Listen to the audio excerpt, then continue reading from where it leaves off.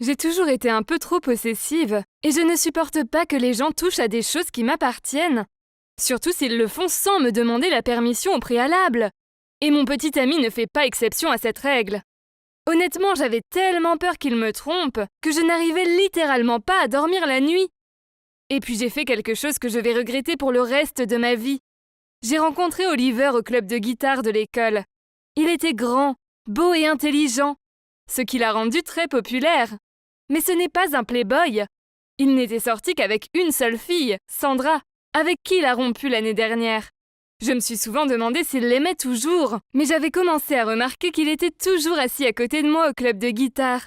Et bientôt nous avons beaucoup parlé. Un jour, il m'a avoué qu'il avait un gros béguin pour moi, et m'a demandé d'être sa petite amie. Je n'arrivais pas à y croire, j'étais dans les nuages. Mais très vite, j'ai commencé à paniquer. Je ne voulais pas qu'une autre fille me le vole. J'ai rendu notre relation très publique, et j'ai partagé nos photos sur toutes les plateformes de médias sociaux. Nous étions inséparables, et je gardais toujours un œil sur lui. Oliver semblait d'accord avec cela. En fait, il trouvait que c'était plutôt mignon tout ce que je faisais pour lui. Mais rien de tout cela ne soulageait mon obsession du fait qu'il pourrait me tromper. Je ne pensais qu'à ça. Donc il n'y avait qu'une chose à faire. Il fallait que je le teste. Je devais m'assurer qu'il m'aimait vraiment. J'ai créé quelques faux comptes sur les médias sociaux, et j'ai utilisé des images de filles vraiment sexy pour voir si Oliver allait flirter avec elles. J'ai ensuite essayé de l'ajouter comme amie à partir de ses comptes et de lui envoyer des messages de flirt. Une fois, je lui ai même envoyé des photos super sexy à partir d'un de ses faux comptes. Mais croyez-le ou pas, il les a ignorés. Je me suis sentie tellement soulagée. Donc il m'aimait vraiment? Je pouvais me détendre alors. Enfin, pour ce moment-là en tout cas. Mais il n'a pas fallu longtemps pour que l'inquiétude me regagne. Je ne suis pas fière de l'admettre. Mais j'ai même engagé un service de test de petite amie. J'ai choisi la plus belle fille, même si le service était incroyablement cher. J'avais tout prévu. Il n'y avait qu'Oliver et moi chez moi un soir. Nous avons commandé un dîner et je lui ai dit que je devais aller acheter un soda au magasin. Après mon départ, la fille est arrivée déguisée en livreur. Elle a apporté la nourriture à Oliver. Et je me suis assise dans la voiture dehors pour les regarder sur mon téléphone. La fille avait attaché une mini-caméra sur la boîte de nourriture. Et elle l'a placée sur la table pour que je puisse voir clairement tout ce qui se passait entre eux. Elle était si séduisante dans sa mini-robe moulante et continuait à flirter avec Oliver. Mais il n'était pas intéressé. Je me suis assise dans la voiture stupéfaite. J'étais si fière de lui. J'étais sûre qu'il ne pourrait pas lui résister. Après cela, j'ai décidé que j'avais assez joué et que maintenant je pouvais vraiment lui faire confiance. Mais un jour à l'école, Sandra et son nouveau petit ami Hugo sont passés devant notre table. Elle a regardé Oliver et a dit « Vous avez l'air heureux, n'est-ce pas? Je suis contente que vous ayez enfin trouvé quelqu'un pour me remplacer. » Puis elle est partie sans même jeter un coup d'œil dans ma direction. C'était comme si j'étais invisible pour elle. Alors elle a pensé que je n'étais qu'une remplaçante, hein? C'était ça. Je devais lui prouver qu'Oliver m'aimait maintenant et qu'elle ne représentait rien pour lui. Plus tard cette nuit-là, je lui ai envoyé un texto sur les médias sociaux, demandant si elle pensait que j'étais effrayée et que j'étais jalouse d'elle et qu'Oliver n'aimait qu'elle. Je n'arrivais pas à y croire. Je ne savais pas pourquoi Oliver était sorti avec quelqu'un comme elle avant. Je me suis énervée et je lui ai lancé un défi. Nous allions flirter chacune avec le petit ami de l'autre pendant une semaine. Et voir lequel de nos petites amies était une personne fidèle. Elle m'a dit que ça avait l'air amusant et qu'elle adorait un défi comme celui-ci. Mais en réalité, je faisais cela uniquement pour m'assurer qu'Oliver m'aimait vraiment et qu'il n'avait plus de sentiments pour Sandra. Donc le plan était établi. Ce week-end, Sandra et moi avons demandé à nos petites amies d'aller au cinéma. Mais à la dernière minute, nous avons toutes les deux inventé des excuses pour ne pas y aller, même si nos petites amies avaient déjà acheté les billets. Je suis allée au cinéma où se trouvait Hugo, le petit ami de Sandra, et j'ai fait comme si c'était un hasard que j'y sois aussi. Je lui ai demandé pourquoi il était seul et il m'a dit « Oh, Sandra avait un truc de famille. Alors on m'a posé un lapin. » Je lui ai dit que j'allais acheter un billet, et il m'a dit que je pouvais utiliser celui de Sandra. Oui, le plan fonctionnait. On a regardé le film ensemble et on a même traîné ensemble après pour discuter. Après cette nuit-là, Hugo m'a envoyé plusieurs messages. Et un jour, je suis même rentrée de l'école à pied avec lui. À la fin de cette semaine, il m'est apparu clairement que Hugo s'intéressait vraiment à moi. Et il m'a même invitée à dîner.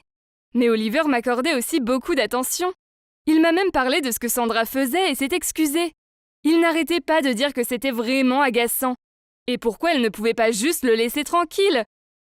J'étais si heureuse d'entendre ça. C'était comme si j'avais gagné. Les deux gars m'aimaient bien. Et personne n'aimait Sandra. J'ai décidé de rencontrer Hugo pour le dîner et d'attendre qu'il me dise ce qu'il ressentait pour moi. Alors je pourrais le dire à Sandra et elle serait tellement en colère. Ça lui servira de leçon pour avoir supposé qu'Oliver était toujours amoureux d'elle. Mais ce soir-là, les choses ne se sont pas passées exactement comme prévu. Nous étions assis en train de dîner quand tout à coup Hugo s'est penché sur moi et m'a embrassé passionnément. J'ai fermé les yeux et tout ce à quoi je pouvais penser était comment j'avais gagné et Sandra avait perdu. Mais ensuite, j'ai entendu un déclic et je me suis figée. J'ai ouvert les yeux, je me suis retournée et il y avait Sandra qui se tenait là et qui prenait des photos de nous. Elle s'est mise à rire comme une folle et Hugo s'est approché d'elle et l'a rejointe. Je n'avais aucune idée de ce qui se passait. Mais ensuite, ils me l'ont dit. Ils l'avaient fait délibérément. Sandra avait dit à Hugo de faire semblant de tomber amoureux de moi, juste pour qu'elle puisse me tenir. Je n'arrivais pas à y croire. Comment pouvait-elle être aussi méchante? Elle a envoyé toutes les photos à Oliver. Et maintenant, je me sens si honteuse. Oliver était tellement en colère. Et peu importe combien j'essayais de lui expliquer, il ne me croyait pas. Et c'est de ma faute. Tout ça à cause de ma possessivité. Que puis-je faire pour qu'Oliver comprenne que je ne le pensais pas et que je l'aime vraiment?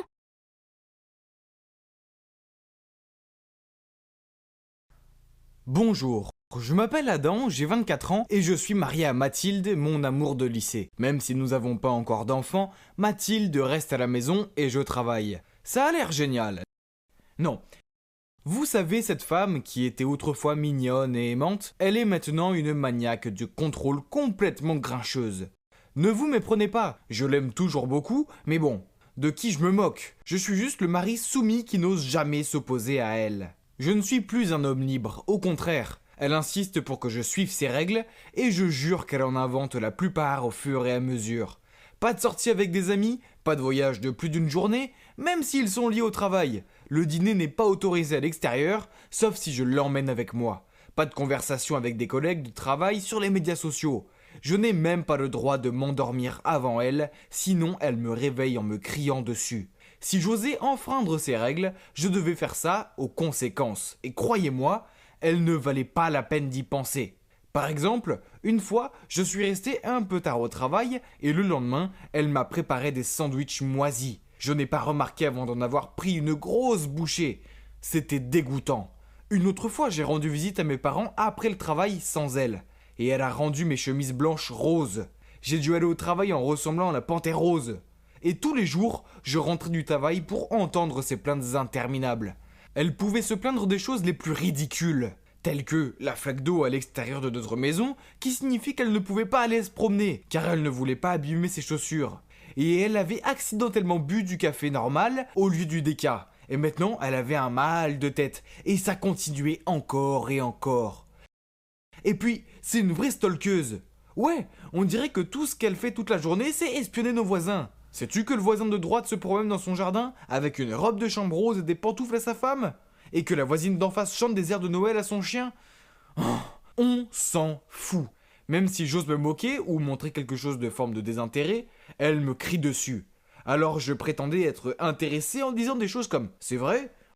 Oh, c'est bien. Continue s'il te plaît. » Le harcèlement ne s'arrêtait pas non plus lorsque j'étais au travail, car elle m'envoyait constamment des SMS me demandant de rentrer plus tôt à la maison pour réparer l'ampoule, le robinet ou tout autre objet qu'elle avait réussi à casser. Bon sang, pourquoi y avait-il tant de choses cassées ces derniers temps? Faisait-elle exprès de les abîmer pour que je ne me précipite à la maison, après le travail, pour les réparer?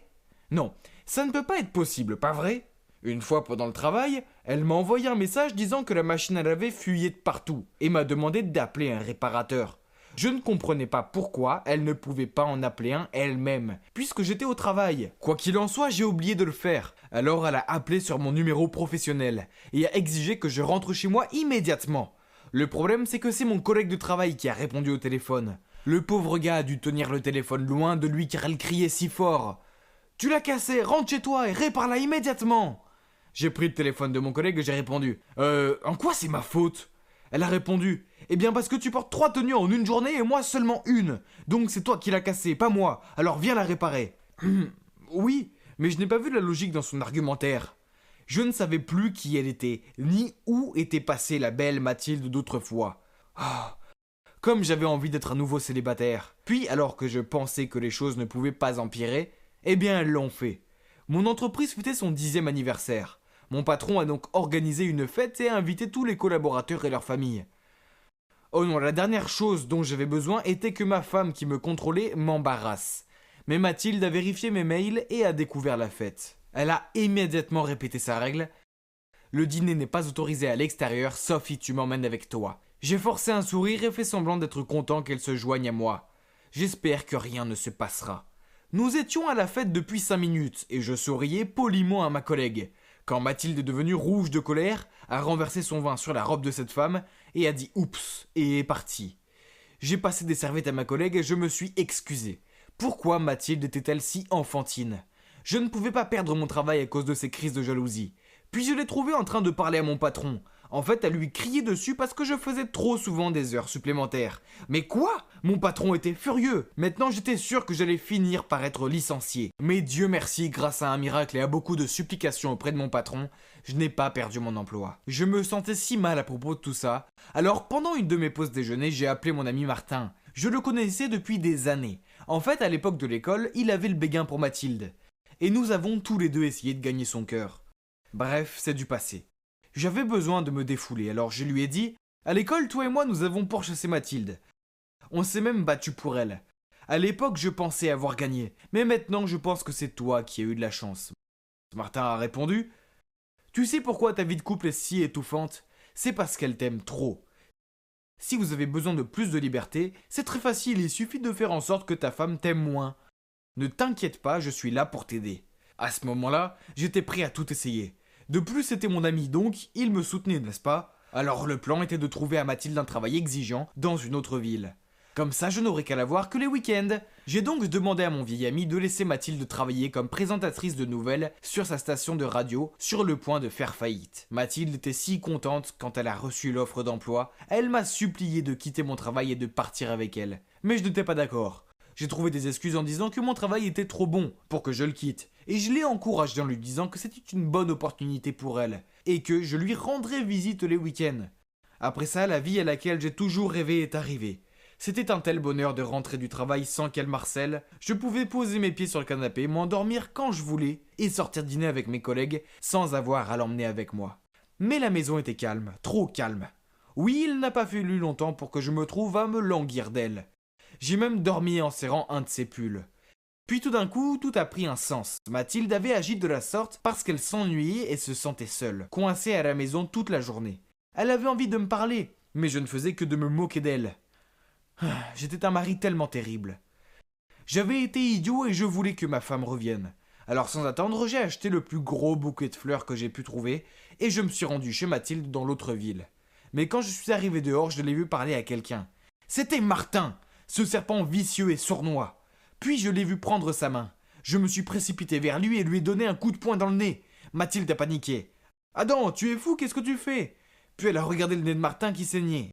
J'étais furieux, alors j'ai lâché. « C'est un menteur, il m'a dit de te renvoyer juste pour pouvoir s'introduire dans ta vie. » Elle m'a regardé avec surprise et a balbutié. « Quoi? Tu m'as renvoyé? J'ai gagné ce travail et j'ai choisi cette vie. » Non, j'ai secoué la tête.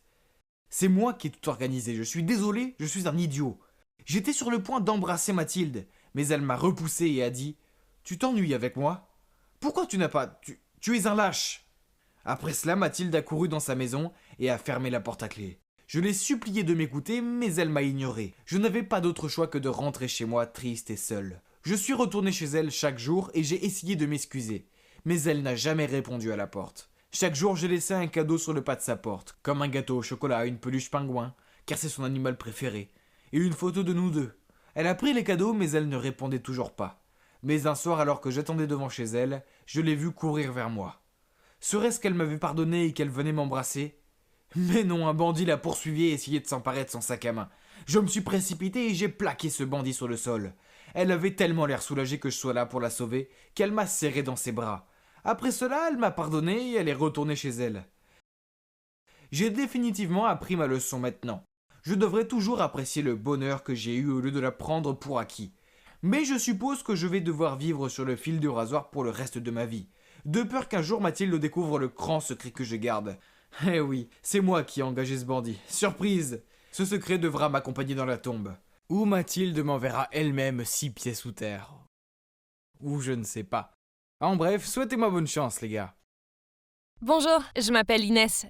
Et ma vie au lycée a pris un tournant radical grâce à ma mère folle et surprotectrice. Mes parents ont divorcé quand j'étais petite. Je suis restée avec ma mère. Mais elle travaillait pour le département des enquêtes criminelles, ce qui signifie qu'elle était très occupée et que les tâches ménagères n'étaient jamais faites et que nous vivions de plats à emporter. Croyez-moi, manger de la pizza et du riz aux œufs tous les soirs n'est pas aussi bon que ça en a l'air. Mes grands-parents voyaient que ma mère avait du mal à gérer ses engagements professionnels et familiaux, alors je suis allée vivre chez eux. Cela ne me dérangeait pas, car ma mère me rendait toujours visite le week-end. Et en plus, les repas de grand-mère sont délicieux. Mais ensuite, maman a changé de service. Elle est passée de la poursuite des criminels à la gestion de la paperasse au commissariat. En raison de ces changements de position, elle avait beaucoup plus de temps libre. Alors, je suis retournée vivre avec elle. C'est en vivant avec elle que j'ai réalisé à quel point elle était différente de moi. Quand je dis différente, c'est carrément mon opposé. Car elle est forte, féroce et impulsive. En fait, elle est comme un homme. Alors que moi, je suis une fille douce et féminine qui aime porter de jolis vêtements et regarder des films romantiques. Vous pouvez imaginer mon horreur lorsque j'ai invité ma meilleure amie, Eva, et que maman se promenait dans la maison avec un débardeur tête de mort, un jean déchiré et des bottes de motard. On aurait dit qu'elle allait faire un rallye à vélo. Ouais, c'était juste son style habituel. Mais je m'attendais à ce qu'elle agisse au moins normalement une fois quand nous recevons quelqu'un. C'était vraiment dégoûtant, elle avait presque 40 ans, pas 15. Ensuite, le jour de ma rentrée au lycée, maman a insisté pour m'emmener et me récupérer, car elle avait peur qu'il y ait des bandits dans le bus. Ouais, je sais, c'était ridicule. Je veux dire, à quel point pense-t-elle que je suis fragile? Mais je ne voulais pas la contrarier, alors j'ai accepté à contre-cœur. L'école est finie et je discutais avec mes amis en attendant que ma mère arrive. Quand nous avons soudain entendu le bruit d'une moto qui se dirigeait vers l'école. Mes amis et moi étions si contentes et avons sifflé en pensant qu'un joli garçon passait par là. Mais alors la moto s'est arrêtée près de nous et le conducteur a enlevé son casque. J'ai littéralement voulu m'évanouir. C'était ma mère bien-aimée. Oh bon sang, que diable faisait-elle? Ma mère a crié de joie. « Hey Inès, monte !» Puis elle m'a tendu un casque de réserve. Je vous jure que c'était comme si toute l'école était dehors à nous regarder. Comme c'est embarrassant. Quand nous sommes arrivés à la maison, je lui ai demandé d'où venait la moto. Elle a répondu « Quoi ? Oh, tu veux dire Eleanor ? Je l'ai achetée la semaine dernière. Il faisait si beau aujourd'hui que j'ai pensé la faire sortir. » Ouais, vous avez bien entendu. Ma mère a donné le nom d'Eleanor Roosevelt à sa moto. Incroyable. L'embarras ne s'est pas arrêté là. Oh non. Un jour, mon professeur nous a informé que demain, après l'école, il y avait une réunion parents-prof. Je ne voulais pas que maman se présente dans une tenue d'adolescente rebelle. Alors j'ai cherché dans son armoire quelque chose qui ressemble à une maman. Mais non, tout ce que ma mère possédait était des t-shirts, des shorts déchirés et des hauts courts. Oh. Alors je suis allée sur Internet et j'ai trouvé cette magnifique robe bleue, puis je lui ai dit de l'acheter. Le lendemain, après l'école, j'ai attendu ma mère dans ma salle de classe. Tous les parents étaient déjà là, seule ma mère manquait à l'appel. J'étais sur le point de l'appeler quand soudain quelqu'un est entré dans la pièce. Oh mon Dieu! Dites-moi que je rêve! C'était ma mère, et vous ne croirez pas ce qu'elle portait? Non, c'était pas la robe bleue, mais plutôt cette robe en cuir noir super moulante, des lunettes de soleil noires, des talons de 10 pouces de haut et un collier noir. Elle avait l'air de venir d'un film de vampire. Tout le monde était bouche bée devant elle. Je pense que certains des papas étaient même en train de baver un peu. Quand je l'ai confrontée à ce sujet, elle a juste haussé les épaules et dit « Chérie, cette robe est bien plus mon style que la bleue. » C'était officiellement le moment le plus embarrassant de ma vie. Merci maman. Pourquoi ne pouvait-elle pas être comme moi? Je veux dire, je commençais à penser que j'étais l'adulte ici, pas elle. L'embarras ne s'est pas arrêté là non plus. Au lieu de cela, elle l'a amené à un tout autre niveau. Mon école avait prévu un voyage de camping et j'étais tellement contente. Maman voulait venir et superviser, mais j'ai fermement dit non. Elle a commencé à dire « Mais chérie, tu ne sais pas à quel point les bois sont dangereux, et si tu te fais mordre par un serpent, tu sais comment gérer ça? Je ne pense pas. » Quoi? Elle était juste complètement ridicule à nouveau. Nous sommes disputés pendant un moment, mais à la fin, elle a accepté de me laisser y aller sans elle. Le voyage était tellement amusant et des garçons mignons nous ont demandé à Eva et à moi si nous voulions aller nous baigner dans le lac. Bien sûr, nous avons dit oui. Je veux dire, regardez-les, ils étaient tellement mignons. Soudain, j'ai entendu crier. C'était Eva. Elle a dit que quelqu'un se cachait dans les buissons et nous observait. C'était si effrayant. Les garçons ont dit qu'ils allaient vérifier. Mais alors cette personne a sauté hors du buisson et a effectué une prise de judo sur eux. Attends une minute, je connaissais ce mouvement. Pourrait-il être ce que je pense? Oh non, c'était ma mère. Que portait-elle? Elle était en tenue militaire, elle avait même des jumelles. Bon sang, maman! Qu'est-ce que tu faisais là avec une tête de G.I. Joe? J'ai pas pu retenir mes larmes et j'ai crié. Oh mon Dieu, pourquoi tu ne peux pas me laisser tranquille? T'es en train de tout gâcher! Puis j'ai couru jusqu'au camp. Elle est partie après ça, mais je me suis sentie si embarrassée pendant tout le reste du voyage. Quand je suis rentrée à la maison, ma mère s'est immédiatement excusée et m'a juré qu'une telle chose ne se reproduirait plus. Je pouvais voir dans ses yeux qu'elle le pensait vraiment, alors je lui ai donné une autre chance. Elle s'est beaucoup calmée après ça et m'a laissée aller à l'école toute seule. C'était un grand progrès, pas vrai? Peu de temps après, j'ai commencé à sortir avec un garçon qui s'appelait Joseph, et il était vraiment canon. Il était l'un des enfants les plus populaires de l'école. Et je n'arrivais toujours pas à croire qu'il m'avait choisi. Je sais pas comment maman l'a découvert, mais elle l'a fait, et elle a insisté pour l'inviter à dîner. Je lui ai fait promettre de ne rien faire de fou. Je veux dire, quelle était la pire chose qui pouvait arriver? Le dîner se passait bien jusqu'au dessert. Puis maman a commencé à lui poser des questions gênantes, comme « Joseph, avec combien de filles as-tu sorti? Et je suppose que vous avez des cours de santé à l'école, ou dois-je vous rappeler quelques faits importants? » Oh mon Dieu, maman!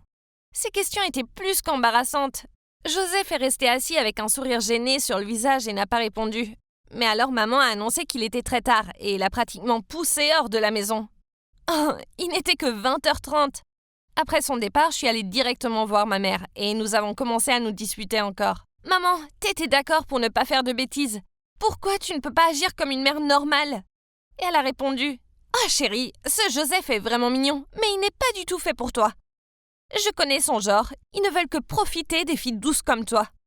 Quoi? Des filles comme moi? Qu'est-ce que c'est censé vouloir dire? J'ai répondu en criant: tu le fais encore! Tu es surprotectrice! C'est parce que tu n'es pas assez forte. Si tu ne faisais pas ta fillette et que tu étais une dure à cuire comme ta mère, je n'aurais pas à te protéger tout le temps. J'étais en colère, je suis montée dans ma chambre et j'ai claqué la porte. J'allais vraiment lui prouver qu'elle avait tort pour Joseph et que je n'avais pas besoin de sa protection. Heureusement, maman n'avait pas fait fuir Joseph. Ouf, il m'a dit que ses parents étaient aussi très gênants. Un soir, Joseph m'a emmenée dans un restaurant sympa. Il y avait des bougies, de la musique live et les repas étaient délicieux. C'était tellement romantique. Puis, il a touché ma main et s'est rapproché. C'était si excitant. J'étais sur le point d'avoir mon premier baiser. Soudain, une personne a frappé sur la table voisine et a gâché le moment. C'est alors que j'ai remarqué qu'elle avait un porte-clés sur son sac qui était identique à celui que j'avais fait une fois au camp d'été. Je me suis levée et me suis dirigée vers la table. Une dame d'âge moyen aux cheveux blonds et aux lunettes de soleil était assise là. J'ai essayé de regarder son visage, mais c'était comme si elle m'évitait. J'ai regardé de plus près et je n'arrivais pas à le croire. J'ai arraché la perruque de sa tête et oui, c'était ma mère, encore une fois. Pour être honnête, je n'avais plus envie de me disputer avec elle.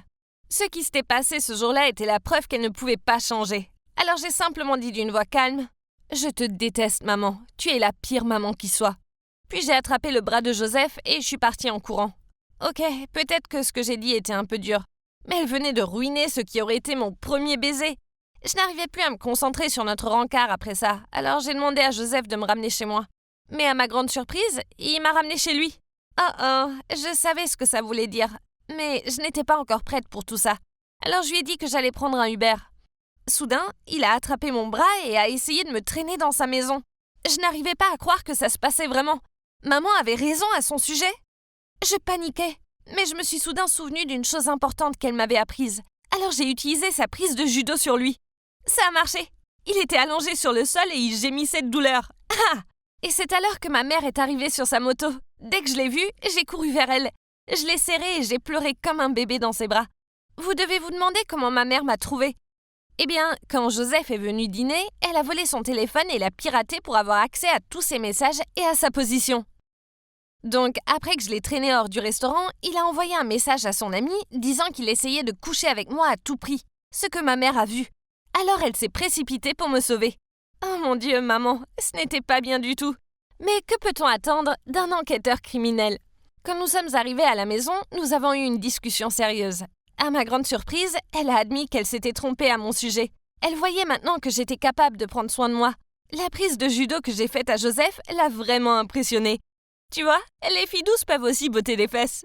Donc, à partir de ce moment, les choses se sont beaucoup améliorées entre nous. Il s'est avéré que ma mère n'est pas si ennuyeuse après tout. Je réalise maintenant qu'elle est plutôt cool et que tout ce qu'elle a fait, c'était juste pour me protéger.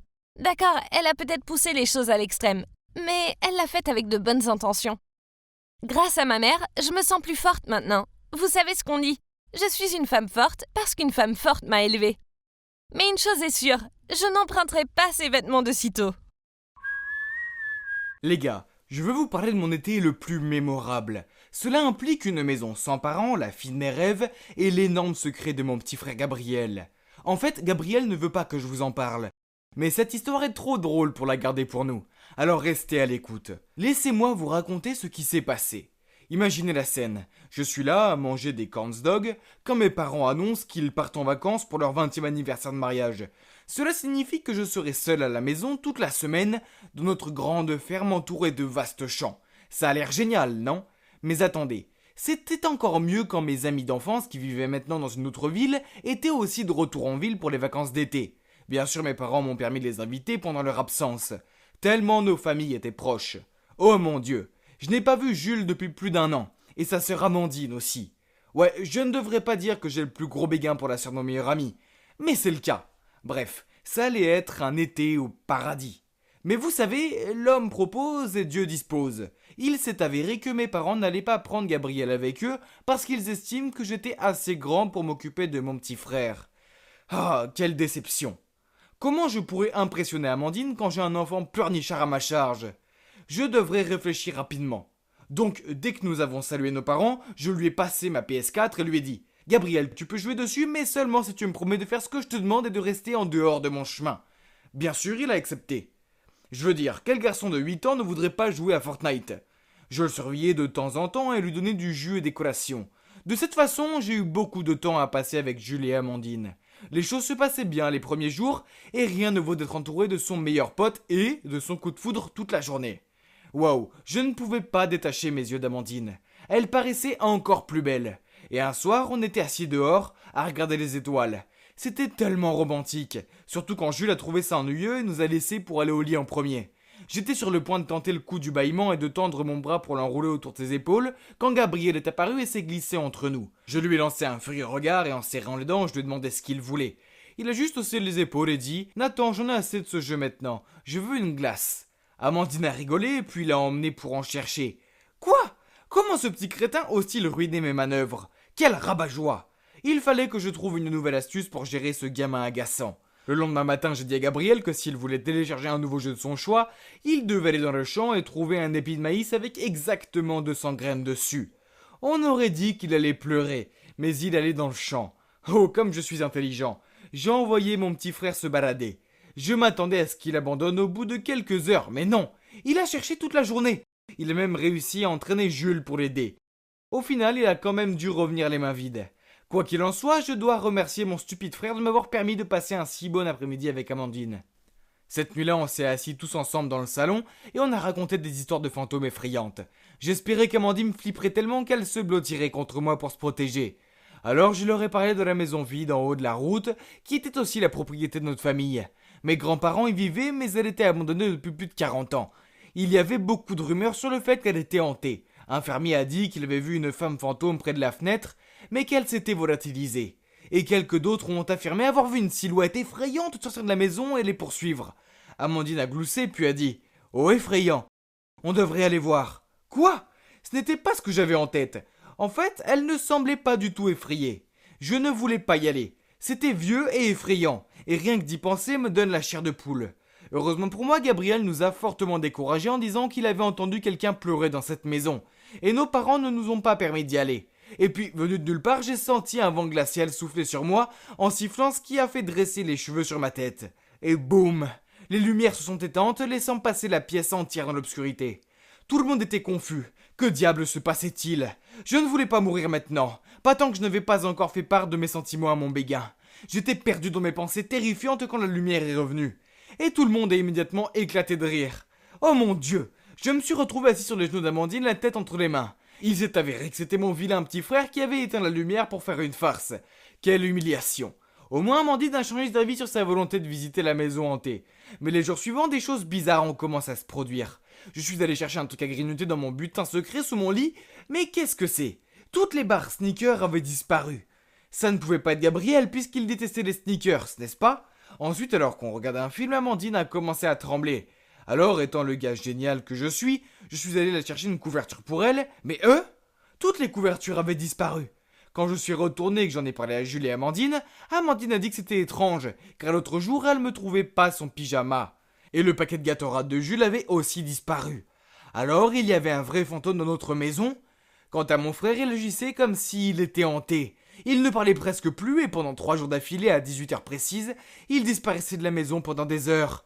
C'était vraiment étrange, je veux dire. C'est le créneau horaire de son émission préférée. Il ne manquerait jamais Adventure Time sans une bonne raison. Pour moi, c'est génial que Gabriel ne soit pas là. Mais comme je suis le frère aîné, je dois quand même garder un œil sur lui car maman et papa n'auraient pas été très contents si je le perdais ou quelque chose du genre. Cette nuit-là, il a de nouveau disparu mystérieusement. J'étais très curieux et je suis parti à la recherche de Gabriel, mais je ne l'ai trouvé nulle part. Paniqué, j'ai couru dans le jardin en criant son nom. Finalement, j'ai senti une main frapper sur mon épaule. Mon cœur battait la chamade. Je me suis retourné pour voir Gabriel debout, en sueur. Je lui ai crié dessus. « Tu ne peux pas juste t'enfuir sans dire un mot, où étais-tu » Mais Gabriel a répondu calmement. « Et alors? C'est mon affaire, pas la tienne ?» Puis il a couru directement à l'intérieur. Il se moque de moi. D'accord, s'il veut jouer au secret, alors ça ne me dérange pas non plus de jouer au détective. Je devrais découvrir de quoi il s'agit. Alors j'ai réuni Amandine et Jules et j'ai trouvé un plan génial. Le lendemain, au déjeuner, comme prévu, Gabriel est entré dans la cuisine et tout était prêt. J'ai posé sur la table un pot rempli de bonbons attirants, et comme prévu, Gabriel en a immédiatement pris une poignée et les a mis dans sa bouche. Oh, regardez son visage heureux. Il n'avait aucune idée de ce que je lui réservais. Juste après ça, nous sommes entrés dans la pièce. Comme il ne voulait pas être pris en train de manger en cachette, Gabriel s'est rapidement caché sous la table, et bien sûr nous avons fait semblant de ne pas savoir qu'il était là.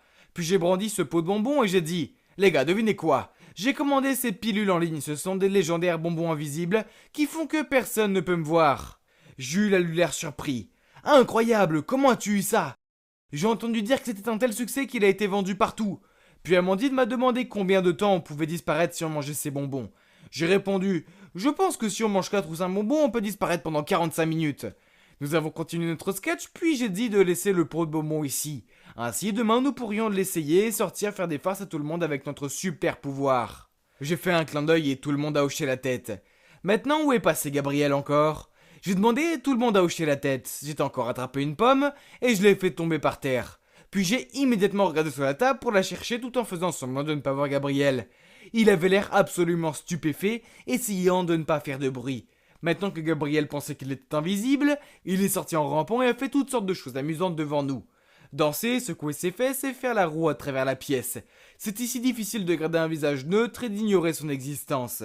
Puis à 18h, Gabriel a quitté la maison avec un sac à dos. Mais comme il se croyait invisible, il est passé devant nous sans hésiter. Il n'a pas oublié de me tirer la langue avant de partir.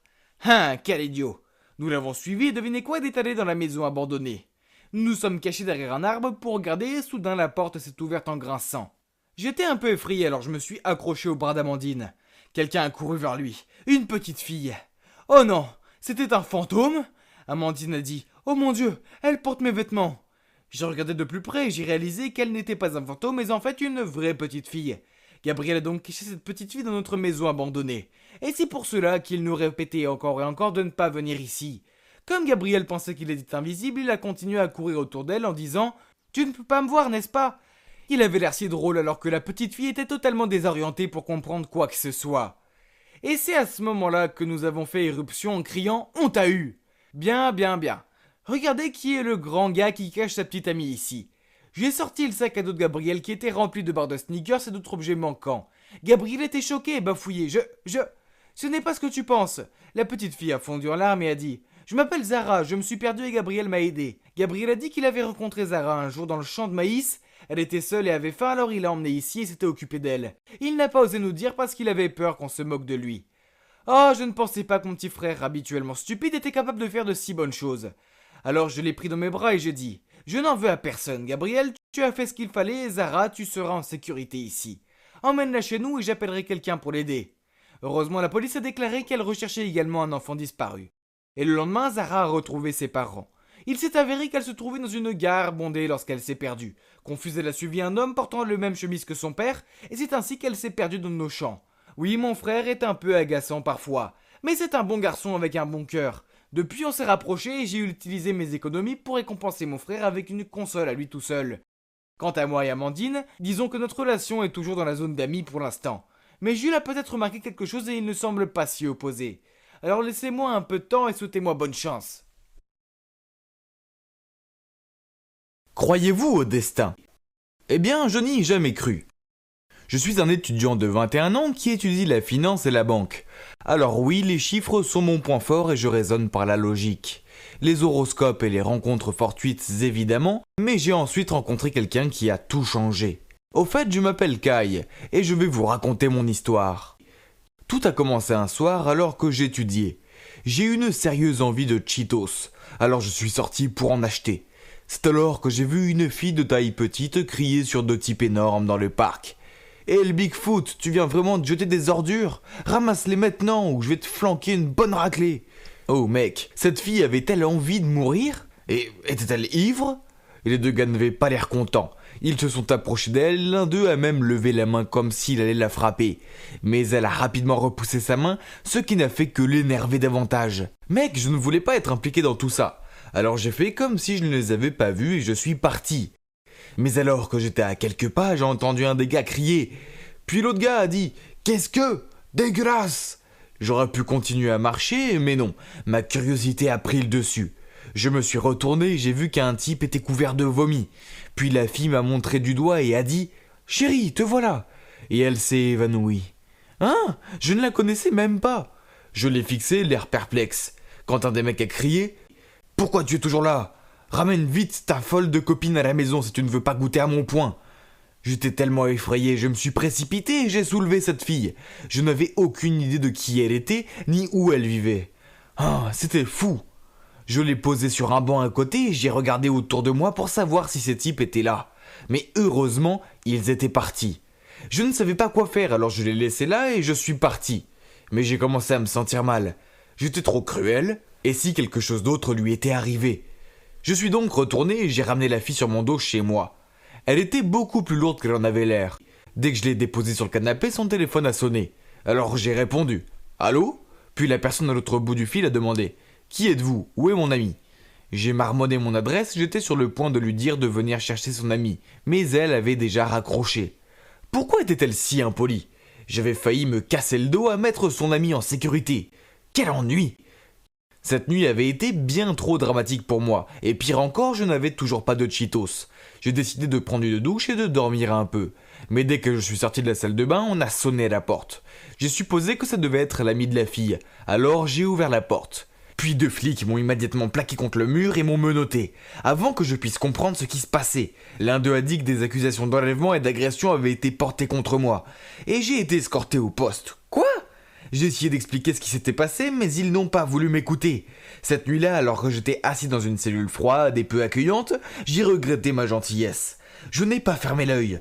J'espérais juste que le lendemain matin arrive rapidement pour que je puisse confronter cette fille à propos de cette fausse accusation. Mais avant que je puisse le faire, le policier m'a libéré à l'aube. La fille avait dessoulé et leur avait dit que ce n'était qu'un malentendu. Heureusement, elle se souvenait encore un peu. Sinon, je n'osais plus l'imaginer. J'ai juré que je ne m'impliquerais plus jamais avec quelqu'un en détresse. Aucune bonne action ne demeure impunie. Vraiment, hein? Quelques jours plus tard, alors que je regardais la télévision, quelqu'un a frappé à ma porte. Et vous ne le croirez pas. C'était la fille ivre. Je l'ai regardée avec méfiance. « Qu'est-ce que tu fais là ?» La fille n'a rien dit. Mais au lieu de cela, elle a froidement glissé devant moi et est rentrée dans ma maison. Quoi? À quoi jouait-elle? Puis elle m'a jeté un regard furieux et m'a interrogé sur cette nuit-là. Après que je lui ai raconté tout ce qui s'est passé, elle a rigolé. Ok, je te crois. Si je ne te croyais pas, tu le saurais. Elle a brandi son poing devant moi, j'ai sursauté et j'ai failli tomber sur ma chaise. Puis elle a ricané. Maintenant j'ai faim. Va préparer à manger pour ton invité. Qu'est-ce qui se passait avec cette fille? Elle était si directe et audacieuse. Je l'ai regardée et j'ai dit non, mais elle a continué. Si tu ne le fais pas, je vais aller voir les flics et changer ma déclaration. Puis elle s'est levée pour partir. Alors j'ai rapidement dit ok, très bien. Puis j'ai cherché à contre-cœur de la nourriture dans mes placards. Ah, les spaghettis, je vous fais confiance, vous ne me décevez jamais. Donc j'ai préparé des spaghettis avec la sauce bolognaise pour nous. Pendant qu'elle mangeait, elle a dit au fait, je suis Nora, la meilleure étudiante scénariste du pays. Elle m'a fait un clin d'œil. Elle m'a remercié pour le repas et elle est partie. Ouf, ça doit s'arrêter là, n'est-ce pas? Eh ben non, il s'est avéré que ce n'était que le début. Le lendemain matin, elle m'a envoyé un texto. Viens me déposer à l'université le plus vite possible, sinon j'appelle les flics. Elle était sérieuse? Puis elle m'a envoyé un autre message avec son adresse et m'a dit de me dépêcher. Je me suis précipité là-bas et elle est montée dans ma voiture, m'a regardé et m'a dit « Tu es en retard !» Et c'est ainsi que je suis en quelque sorte devenu le serviteur de cette fille Nora. Ses appels et ses messages pouvaient arriver à tout moment, et elle me forçait toujours à faire des choses pour elle immédiatement. Une fois je faisais couler un bain quand elle m'a envoyé un message pour me demander de lui apporter du chocolat. Une autre fois elle m'a appelé à 2h du matin pour me dire qu'elle s'ennuyait et que je devais venir jouer à un jeu vidéo avec elle. Je suis aussi devenu son chauffeur Uber non rémunéré tous les jours, de la maison à l'école et le retour. Une fois je me suis endormi, alors Nora a bombardé mon téléphone de tonnes de textos et d'appels. Dès que j'ai répondu en somnolent, elle a utilisé à nouveau sa menace d'appeler les flics pour me forcer à être là dans 15 minutes. C'est une vraie épine dans le pied. Une autre fois, je venais de sortir de la maison pour aller traîner avec mes amis quand Nora est arrivée et a insisté pour que je l'emmène au cinéma. Elle n'acceptait pas de refus. Alors j'ai dû annuler avec mes amis et aller voir un film sans intérêt avec elle. Une fille si difficile, non? Mais bizarrement, au fil du temps, j'ai commencé à trouver Nora moins ennuyeuse et au contraire, je me suis retrouvé à sourire lorsqu'elle m'a envoyé un texto ou m'appelait. Les jours où elle ne me dérangeait pas, mon humeur semblait se dégrader. Est-ce que j'étais fou? Je veux dire, elle était mignonne, très spontanée, il n'y avait personne d'autre comme elle. Mais tout d'un coup, les messages et les appels ont cessé. Ne voulait-elle plus de moi? Nora me manquait. Plusieurs fois, j'ai dû me retenir de l'appeler. Je devrais être heureux d'être hors de son contrôle, non? Puis un jour, mon téléphone a sonné. C'était Nora. Viens au Starbucks dans la rue Vincent. Dépêche-toi, tu as 5 minutes. Bon sang, encore ce ton autoritaire. Pourtant, je me suis immédiatement rendu à cette adresse. Quand je suis arrivé, j'ai vu Nora avec un gars et une fille. Je me suis dirigé vers eux et je me suis assis. Nora m'a pris le bras. Chérie, pourquoi es-tu si en retard? Je l'ai regardée avec surprise. Elle a souri et s'est tournée vers les deux autres. Voici Kai, mon petit ami. Quoi? J'ai mal compris. Est-ce qu'elle vient de dire que j'étais son petit ami? Puis elle a dit Kai, voici mon ancien meilleur ami Kim et son petit ami Greg, qui est aussi mon ex. Embarrassant, non? Mais j'étais maintenant, donc on peut tous être amis. En lisant la situation, j'ai réalisé que je devais jouer le jeu. Donc j'ai caressé ses cheveux et j'ai dit oui mon poussin, tout ce que tu veux. Ma réplique tendre a semblé fonctionner car elles ont toutes les deux eu l'air agacées et sont parties. Alors je me suis tourné pour regarder Nora et j'ai bégayé. Tu viens de dire que je suis ton petit ami? Nora a dit froidement. Oui, ça ne te dérange pas. Si ça ne te plaît pas, oublie ça. Alors qu'elle était sur le point de partir, j'ai tiré sa main et dit mais oui, bien sûr, ça a l'air super. C'est ainsi que nous sommes devenus un couple officiel. Nous avons eu quelques rencarts et elle était toujours aussi exigeante, même si je ne voulais pas qu'il en soit autrement. Puis une fois, après un mois de fréquentation, Nora m'a traîné jusqu'à un lac de cygnes dans un parc voisin. Elle m'a regardé pendant un long moment et a dit « Kai, je vais étudier à l'étranger pendant 1 an. Je pars demain. » Je l'ai regardée d'un air surpris et lui ai demandé pourquoi elle ne me l'avait pas dit plus tôt. Elle a continué. Je ne voulais pas te rendre triste et je ne sais pas si tes sentiments sont assez développés. Alors écris tes sentiments pour moi et donne-les-moi demain. Cette nuit-là, j'ai soigneusement écrit toutes mes pensées et tous mes sentiments pour elle. J'avais encore l'espoir que cette année d'amour à distance se termine rapidement. Le lendemain, je l'ai conduit à l'aéroport et lui ai remis ma lettre. À ma grande surprise, Nora m'a également donné une lettre et m'a répété que je ne pourrais la lire qu'à mon retour à la maison. Bien sûr, je lui ai obéi. Alors, je l'ai lue dès que j'ai passé ma porte. Et waouh, je ne m'attendais pas à ça. Dans cette lettre, Nora a avoué que pendant tout ce temps, elle m'utilisait juste pour se venger de son ex, et a profité de moi pour l'oublier. La nuit de notre première rencontre, elle venait de découvrir pour lui et Kim, mais maintenant elle me regrettait la façon dont elle me traitait. À la fin de la lettre, elle a écrit « Si le destin veut que nous soyons ensemble, alors nous nous retrouverons un jour ». J'étais tellement choqué que je l'ai appelée pour lui dire qu'elle n'avait pas à se sentir coupable et que je lui pardonnais. J'ai continué à l'appeler, mais ça n'a pas marché. J'ai également demandé à ses amis, mais personne ne savait comment la joindre. Elle a disparu de tous les médias sociaux et, comme ça, elle a disparu de ma vie. Nora m'a tellement manqué que je me suis mis à espérer que le destin me réunisse avec elle un jour. Puis un jour, alors que je surfais sur YouTube, ce web drama intitulé My Destiny is Yours a attiré mon attention. Curieux, j'ai décidé de le regarder, et j'ai regardé les yeux grands ouverts. Mon histoire avec Nora se déroulait devant moi dans chaque épisode. C'est Nora qui l'a écrite, mais comment l'a-t-elle terminée ? Elle s'est arrêtée au moment où la fille est partie et a coupé tout contact avec le gars. Une annonce est affichée sur l'écran. Le dernier épisode sera diffusé à 21h ce soir. J'ai regardé anxieusement les secondes s'écouler. Dans le dernier épisode, les deux personnages se sont rencontrés à un lac de cygnes. J'ai eu comme une intuition, alors sans perdre une seconde, j'ai immédiatement couru vers le lac des cygnes dans le parc voisin. Mon cœur s'est emballé quand j'ai vu une fille se tenir là. C'était Nora. J'ai couru si vite que je l'ai prise dans mes bras. Elle m'a serré dans les siens en retour, puis a dit « J'avais un peu peur que tu ne vois pas le film. » Puis elle a souri. « Mais ça n'a pas d'importance de toute façon. J'aurais pu simplement t'envoyer un texto. Viens au lac des cygnes maintenant. Et tu serais venu, non ?» Puis nous avons tous les deux éclaté de rire et continué à nous serrer dans les bras. Eh bien vous voyez, le destin nous a réunis, Nora et moi. Ce rationnel sceptique croit maintenant beaucoup au destin. Et vous, avez-vous déjà trouvé votre destin ? Les règles, les règles, les règles. Les mères aiment vraiment les imposer, n'est-ce pas ? Au fait, je m'appelle Céleste, et mes parents ont divorcé quand j'avais 8 ans. Alors depuis, c'est juste moi et maman. Maman a établi un tas de règles ennuyeuses pour moi, mais je déteste les suivre. J'ai 18 ans, et je devrais m'amuser, non ? Pour moi, les règles sont faites pour être brisées de toute façon. Et croyez-moi, je les ai brisées. Seulement, cela a chamboulé toute ma vie. Un jour, j'avais un examen de maths important. Mais je déteste les maths. Alors, au lieu de ça, j'ai séché l'école et je suis allée au cinéma avec mes amis. Pour information, le dernier film Avengers venait juste de sortir. Et il était hors de question que je le rate et que je me fasse critiquer. Peut-être que ma mère m'aurait donné une punition pour quelques semaines, mais ce n'est pas trop grave, pas vrai ? En arrivant à la maison, j'ai trouvé ma mère qui m'attendait. Elle m'a regardée et elle a dit « Céleste, j'ai reçu un appel intéressant de l'école. Il s'avère que tu n'y étais pas de toute la journée. Alors, où étais-tu ? » « Oh non, grillée !» J'ai juste haussé les épaules et répondu « Dehors. C'est à cause de tes amis. Ils ont une mauvaise influence sur toi. » Je me suis dirigée vers ma chambre. « Céleste, reviens ici et parlons » a-t-elle crié après moi. Mais je l'ai ignorée. Puis elle a crié « Je ne peux plus te supporter. Toi et ton attitude de gamine.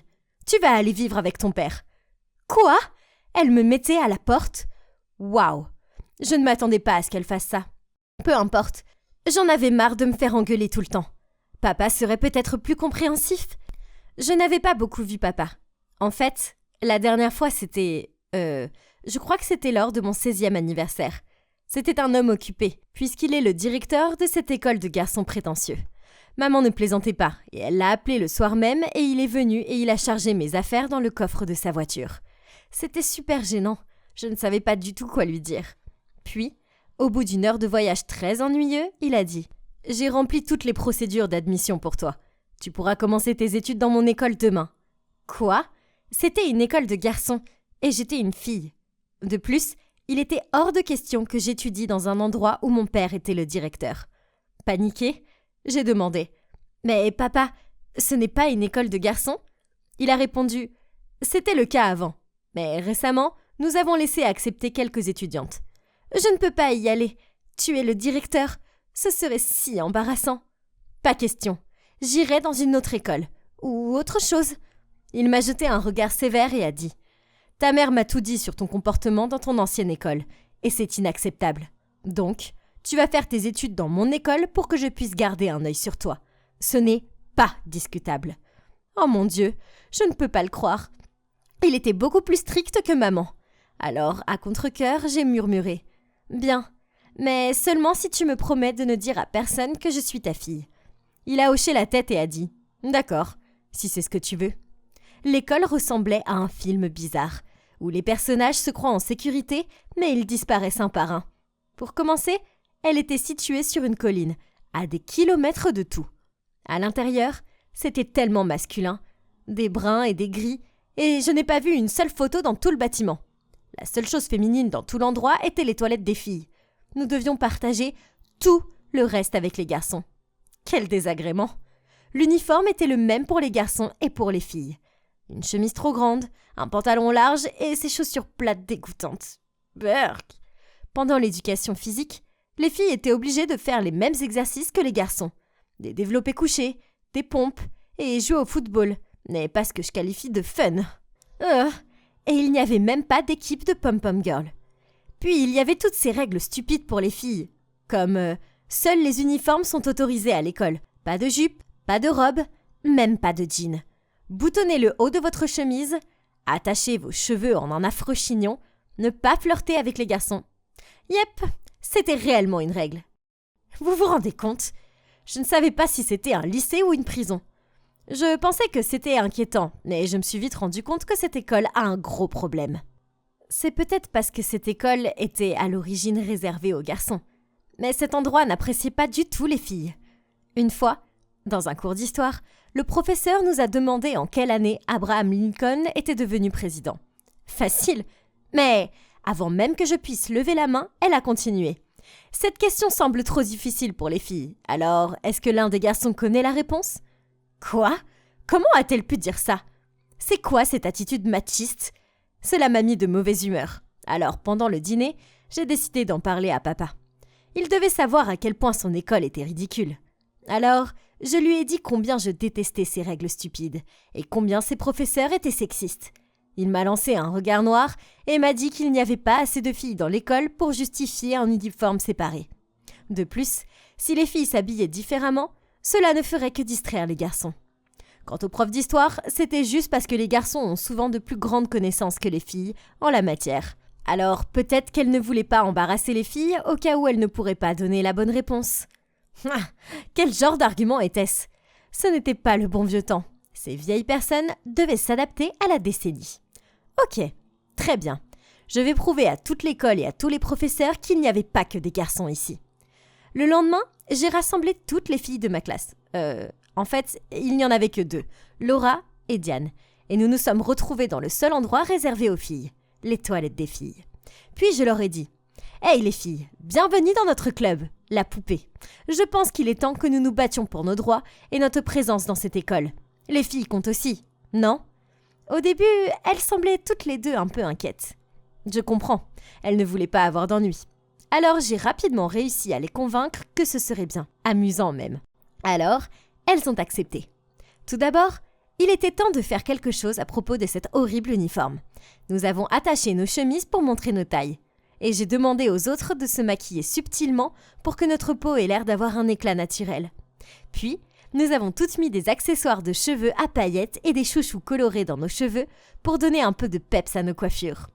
Diane a regardé dans le miroir et a dit « Ok, peut-être que notre uniforme n'est pas si mal. » Et nous avons toutes éclaté de rire. Maintenant, il était temps de faire une entrée. Nous avons toutes marché dans le couloir ensemble.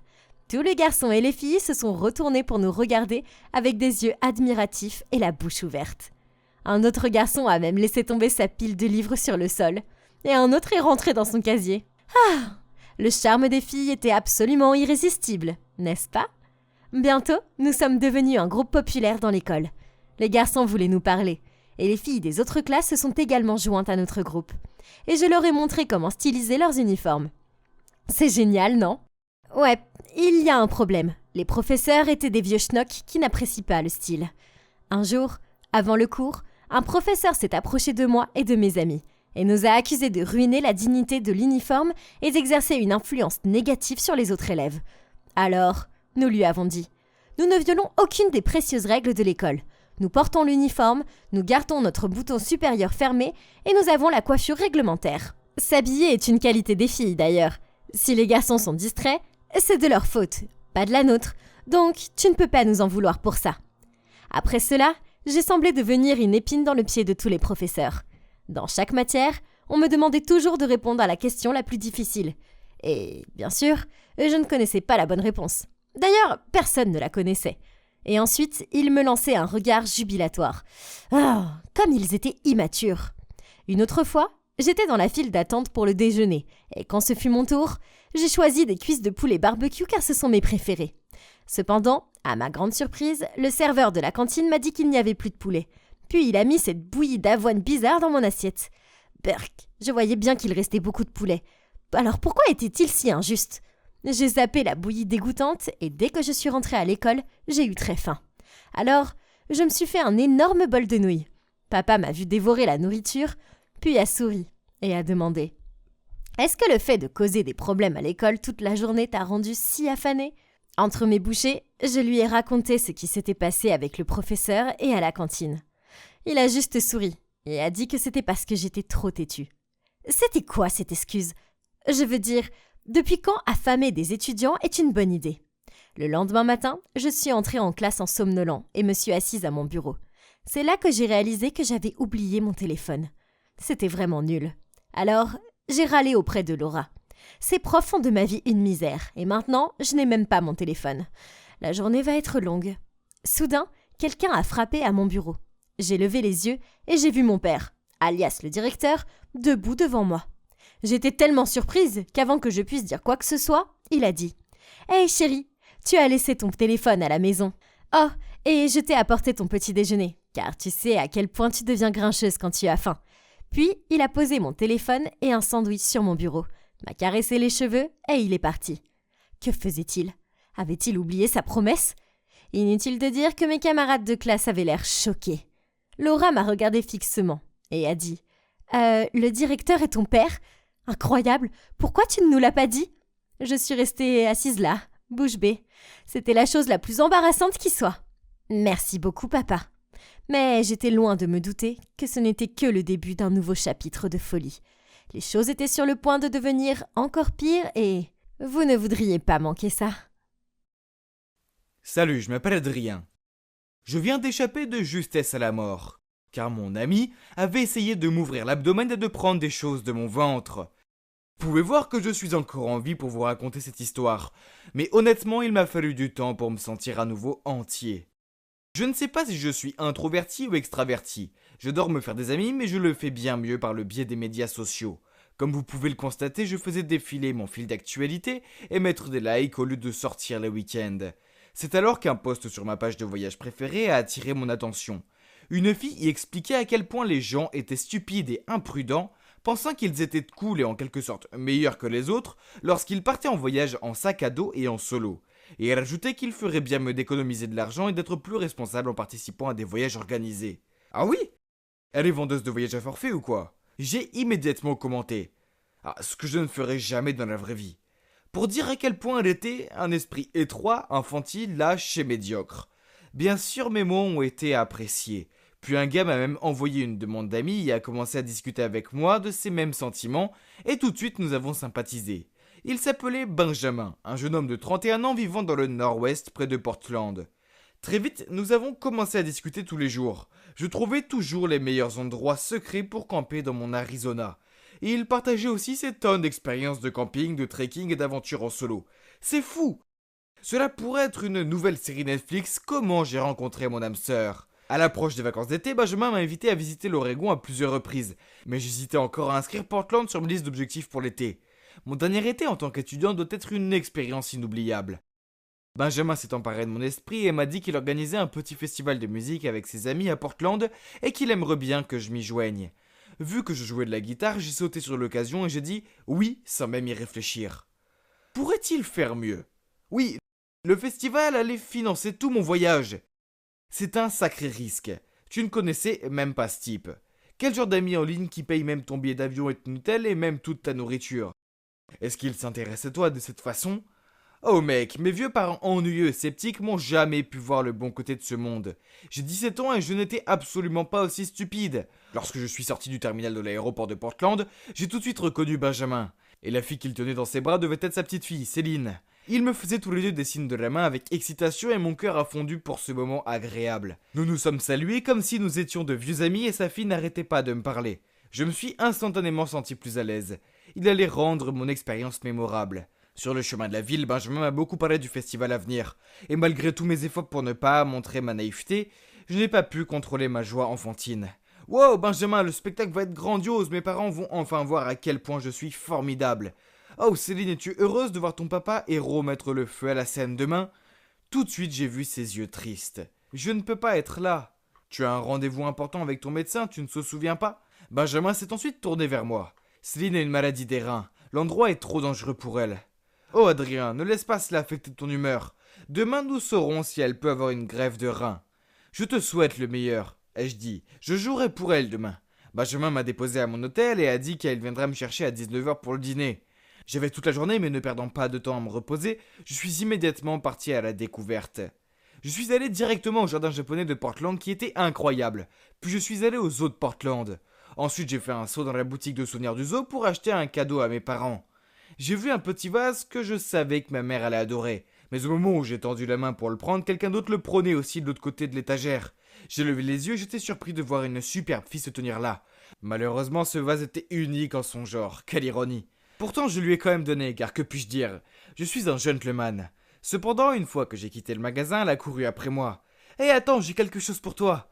Je me suis retourné et à ma grande surprise, elle m'a tendu le vase. « Je suppose que tu es un touriste, n'est-ce pas? S'il te plaît, garde-le, je peux facilement trouver un autre pour moi. » Oh, quelle gentille fille. Vraiment, je ne peux pas être plus reconnaissant. Veux-tu te joindre à moi pour un café? J'adorerais, mais je suis désolé, je dois retourner au travail. J'espère que tu passeras un bon moment à Portland. Elle s'est enfuie avant que je puisse lui dire au revoir.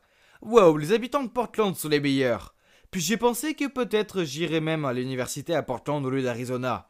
J'ai adoré être ici. Après cela, je suis retourné à l'hôtel pour me préparer. À 19h pile, Benjamin est venu me chercher et nous sommes allés dans un restaurant buffet. Avant de prendre notre table, Benjamin m'a demandé si je voulais un verre et m'a dit que la bière au gingembre était excellente. Bien sûr, pourquoi pas. Alors j'ai dit que j'en prendrais une et qu'il est allé au bar. Et il avait raison, c'était génial et la nourriture aussi, c'était délicieux. Et j'ai dû manger environ 4 assiettes avant de me sentir soudainement un peu malade. Quelque chose ne va pas. J'ai bien regardé dans l'assiette et j'ai réalisé qu'il y avait des crevettes dans une des salades. Oh non, j'ai une allergie aux crevettes. Sans rien dire, j'ai sauté, couru aux toilettes, et essayé de vomir toute la nourriture et la bière au gingembre. J'étais content que ce soit un restaurant buffet avec de la nourriture à volonté pour que je puisse prendre un nouveau départ. En revenant à la table, je pouvais voir que Benjamin me regardait nerveusement. J'étais sur le point de lui dire que j'allais bien, mais soudain j'ai eu un vertige, je suis tombé par terre, et ensuite tout est devenu noir. Quand j'ai réouvert les yeux, il avait une lumière vive qui brillait directement sur moi. Hein, où étais-je? J'ai essayé de me lever, mais j'ai réalisé que je ne pouvais pas. Oh mon Dieu, mes membres étaient attachés au lit. Est-ce qu'on pouvait même appeler ceci un lit? Je regardais autour de moi, mais je ne voyais personne. C'est alors que j'ai réalisé que j'étais dans une sorte de salle d'opération, bien que ce soit trop sale pour être un hôpital. Et il y avait quelques instruments d'apparence ancienne sur une étagère poussiéreuse. Tout semblait vieux et rouillé. Il fallait que je sorte de là. J'essayais de faire bouger mes pieds, mais ils étaient trop serrés. Mais qui a fait ça? Soudain, quelqu'un est rentré dans la pièce, c'était Benjamin. Derrière lui marchaient 2 autres gars portant des vêtements chirurgicaux. Benjamin, que se passe-t-il? Je vais très bien, c'est juste une réaction allergique normale. Laisse-moi sortir. Benjamin eut l'air surpris de me voir réveillé. Oh, je pensais que tu serais inconscient pendant des heures. J'aurais dû te donner plus d'anesthésique dans cette bière au gingembre. Puis il s'est retourné vers le type à l'allure de médecin et il a dit « Martin, donne-lui plus d'anesthésique, veux-tu » Attends, qu'est-ce que tu veux? Vous pouvez avoir tout mon argent, mes affaires, je ne le dirai à personne. Il a commencé à marcher vers moi avec un sourire sinistre sur le visage. Tu ne devrais pas encore te réveiller. Puisque tu nous as vus, il n'y a qu'une seule façon d'arranger les choses. Il a tendu la main vers moi avec une seringue et j'ai commencé à crier « Lâche-moi, lâche-moi » Mais il n'était visiblement pas décidé de s'arrêter. « Allez, ou bien tu veux devoir s'éventrer » Quoi? Donc il essayait d'ouvrir mon ventre? M'étriper comme un poisson? J'ai essayé de me débattre pour qu'il ne puisse pas m'injecter. Le lit en fer tremblait fortement. Oui, jusqu'à mon dernier souffle. Soudain la porte a éclaté et la police s'est précipitée à l'intérieur. Était-ce juste un flash avant ma mort? Arrêtez, vous êtes en état d'arrestation. Leurs cris m'ont ramené à la réalité. Ils ont attrapé Benjamin et les 2 médecins et les ont menottés tandis qu'un autre me détachait. On m'a emmené dehors et on m'a aidé à monter dans une voiture de police. Mon âme n'était pas encore revenue dans mon corps, mais quand j'ai regardé à ma gauche, j'ai paniqué. La fille de la boutique de souvenirs était assise à côté de moi. Bon sang, qu'est-ce que tu fais ici? Elle a posé sa main sur mon bras et m'a dit « Une nuit horrible, n'est-ce pas? Je suis en fait un policier sous couverture et j'ai enquêté sur une filière de trafic d'organes. Ce Benjamin qui a prétendu être ton ami fait en fait partie de la filière.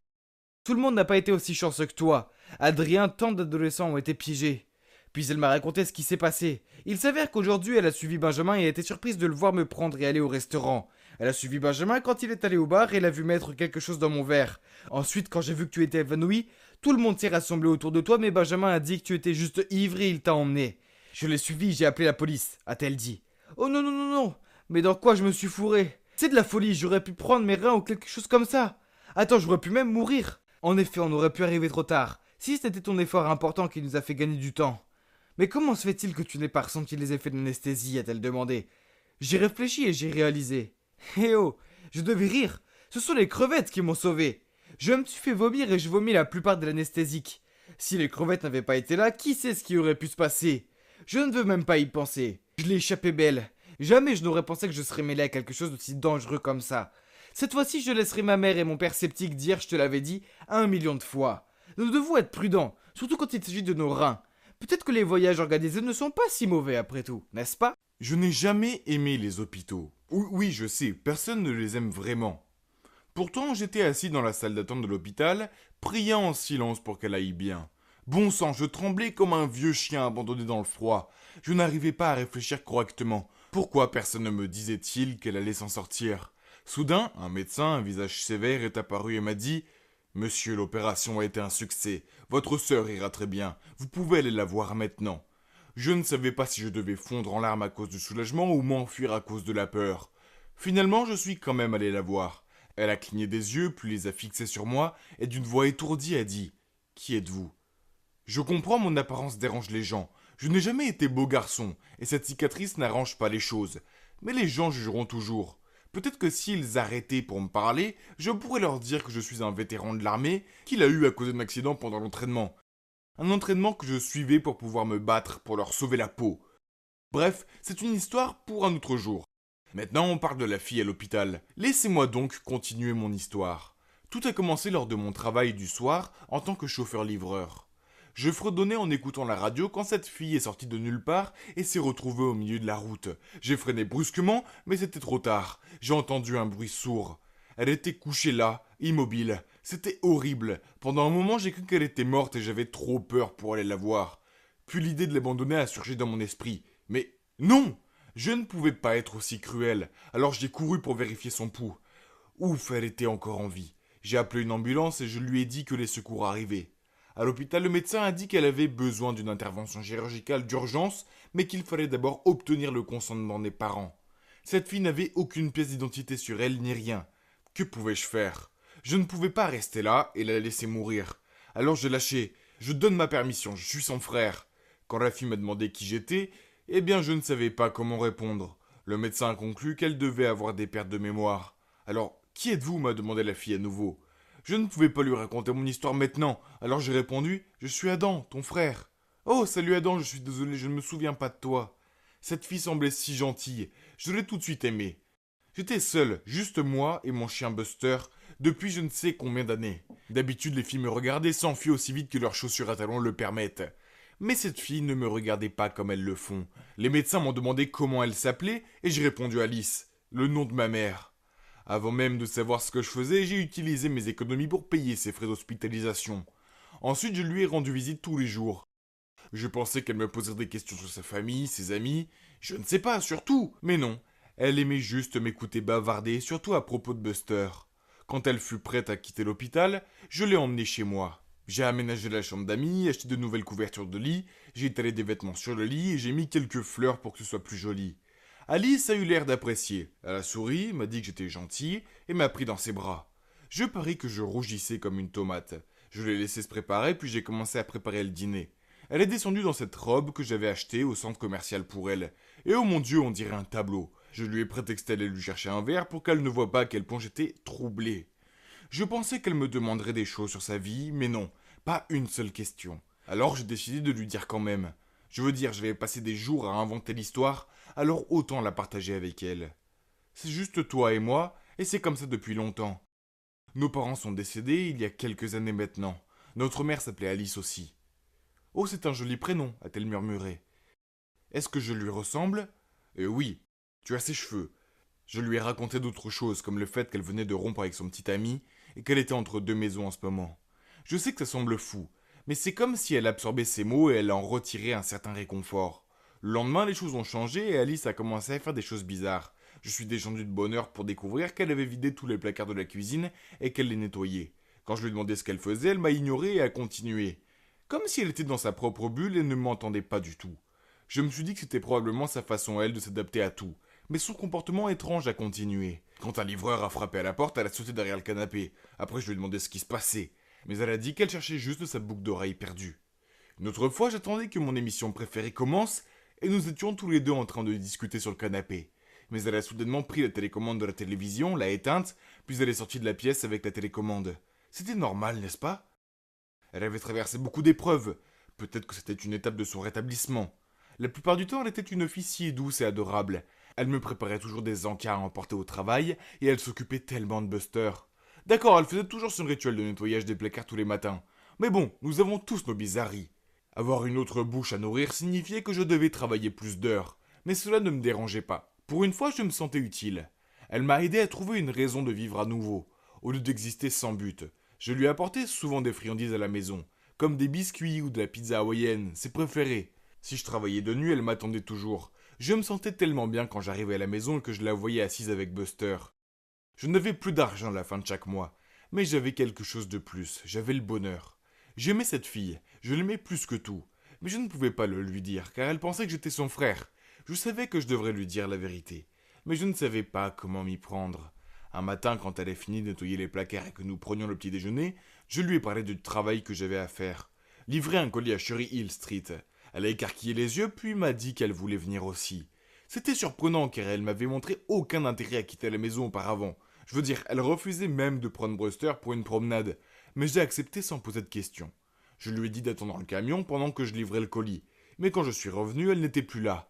J'ai couru dans tout le quartier à sa recherche, puis j'ai vu une foule et on aurait dit qu'il y avait eu un accident de voiture. Mon visage a pâli. J'ai couru au plus vite que possible pour voir qui était la victime, et heureusement ce n'était pas elle.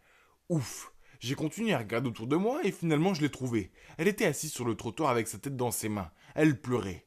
Je me suis assis à côté d'elle et je lui ai serré dans mes bras. Elle avait peut-être trop peur d'être témoin de ce terrible accident. Puis quand elle était prête, je l'ai ramenée à la maison. Le lendemain matin, je suis descendu en m'attendant à la voir nettoyer les placards, mais elle n'était pas là. Je lui ai préparé des toasts et un café et je les ai montés dans sa chambre. Elle a ouvert la porte, m'a regardé fixement, puis a dit « Je me souviens de tout. Je sais que tu n'es pas mon frère. Alice, je suis vraiment désolé, je voulais juste t'aider. » Elle m'a crié dessus. « Je ne m'appelle pas Alice. » Puis elle est passée devant moi en trombe. Je me suis précipité derrière elle et j'ai entendu la porte se refermer. Elle était partie. Alors c'était tout. J'étais de retour à ma vie solitaire et triste. Chaque jour avec le travail, je rentrais à la maison et je ne voyais personne qui m'attendait. Pas de repas chaud, pas de rire, rien qu'une maison vide et ennuyeuse. 3 mois ont passé et un jour je livrais des cartons à ce riche propriétaire de magasin. Les cartons étaient très lourds et l'un d'entre eux est tombé dans mes bras et a chuté le sol. Le propriétaire du magasin a commencé à me crier dessus. « Espèce d'idiot, je ne te paye pas pour être négligent. » Mais qu'est-ce que je peux espérer? Tu n'es même pas capable de t'occuper de ton propre visage. Je n'ai rien dit. Au contraire, j'ai regardé mes pieds, puis j'ai entendu des pas. J'ai levé les yeux et elle était là. C'était Alice. Oh non, je ne voulais pas qu'elle me voie me faire mépriser comme ça. Soudain, elle a crié. « Hé, ce n'est pas parce que tu as de l'argent que tu peux dire n'importe quoi aux autres. Excuse-toi auprès de lui ou je ne te lâcherai pas. » L'homme a ricané et lui a dit de s'en aller. Je ne pouvais pas supporter ça, alors je suis parti, mais Alice s'est précipitée après moi et m'a appelé. « S'il te plaît, Adam, laisse-moi te dire la vérité. » Je me suis arrêté de marcher et c'est là qu'elle m'a tout dit. Il s'avère qu'elle n'a jamais perdu la mémoire. Elle a fait semblant parce qu'elle voulait échapper à sa vie misérable.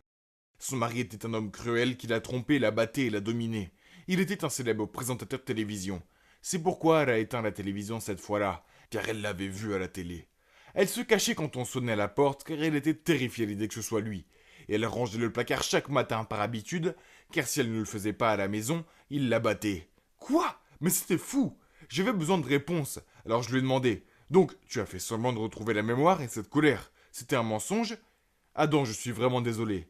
Je savais que je ne pouvais plus t'entraîner dans ma vie privée. J'habitais dans la rue de Cherry Hill. C'est pourquoi je suis venu avec toi. J'ai découvert que mon mari pensait que j'étais morte. Alors il a épousé une autre femme. Je lui ai fait signer les papiers du divorce et m'ai libéré. Je l'ai aussi obligé à me donner une pension, sinon je ruinerais sa précieuse carrière. Puis elle m'a tendu de l'argent et m'a dit que c'était pour couvrir les dépenses pendant qu'elle vivait avec moi, et qu'elle m'enverrait aussi de l'argent pour couvrir ses frais d'hôpital. Nous nous sommes serrés l'un contre l'autre et j'ai pleuré comme un bébé. C'était trop pour moi. Mais à ma grande surprise, elle a souri et m'a serré la main et m'a dit « Salut, je suis Julia, c'est un plaisir de te rencontrer. » Après cela, grâce à son ex, Julia a pu acheter une jolie petite maison. En fait, je l'aide à la rénover. Nous sommes devenus de très bons amis. Pour être honnête, le simple fait de la regarder me retourne l'estomac. Je l'aime tellement. Je sais que je dois lui dire. La vie est bien trop courte pour ne pas le faire. Si elle dit non, eh bien, au moins j'aurai toujours son amitié, n'est-ce pas? Je n'ai peut-être pas l'air d'un mannequin, mais je suis une bonne personne. Julia m'a appris à le réaliser. J'espère qu'elle dira oui, mais advienne que pourra. Souhaitez-moi bonne chance.